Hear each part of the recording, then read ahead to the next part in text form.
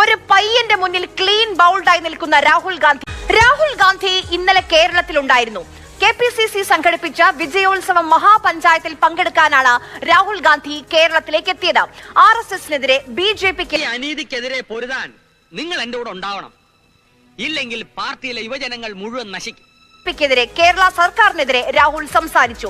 ജനങ്ങളുടെ ശബ്ദം കേൾപ്പിക്കാൻ BJPക്ക് താല്പര്യമില്ല എന്നും രാഹുൽ ആരോപണം ഉന്നയിച്ചു. ഇന്നലെ എന്നല്ലേ ഇതിന്റെ അർത്ഥം? അതേസമയം ബെല്ലും ബ്രേക്കുമില്ലാതെ ഊമങ്കലത്തെ മോഹൻ വെളിച്ചപ്പാടുകൾ പോലെ കത്തിയുമായി നടക്കുകയാണ്. അവന്റെ നേരെ നോക്കുന്നവരെ നേതാക്കളെല്ലാം സംസാരിച്ചു കഴിഞ്ഞപ്പോൾ അതാ അനൗൺസ്മെന്റ് കേൾക്കുകയാണ്. ഈ പരിപാടിയിൽ പങ്കെടുക്കാൻ വന്നവർക്ക് രാഹുലിനോട് സംസാരിക്കാൻ അവസരം. ചോദ്യങ്ങൾ ചോദിക്കാം.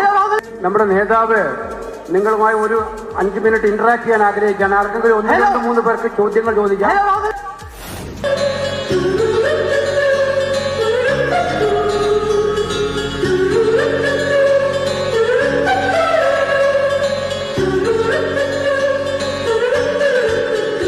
डेवलपमेंट है बंगाल इतना घिसा हुआ क्यों है?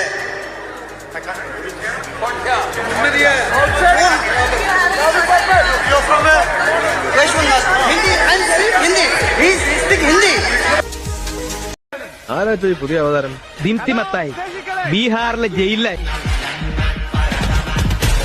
लोगों को पता तो हमको मोहब्बत है, हमको मोहब्बत.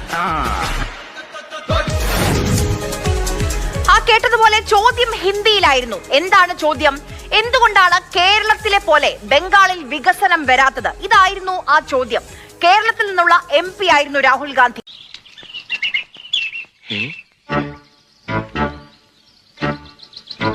ഇയാളോ? ഇയാളെന്താ ഇവിടെ? ഇയാളെ എനിക്കറിയില്ല. നിനക്കറിയാടാ? ഇയാളെ എവിടെയോ കണ്ടിട്ടുണ്ട്. കേരളത്തിൽ 18 കോൺഗ്രസ് MPമാരുണ്ട് പാർലമെന്റിൽ. എന്തായിരിക്കും രാഹുലിന്റെ മറുപടി? കേൾക്കാം.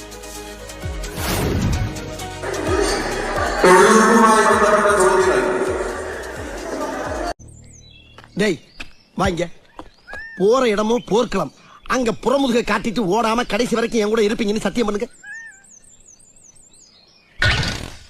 என்ன கேப்பு? ஓ, இந்த கேப்பு தான் எனக்கு வைக்க போற ஆப்பா. அரசை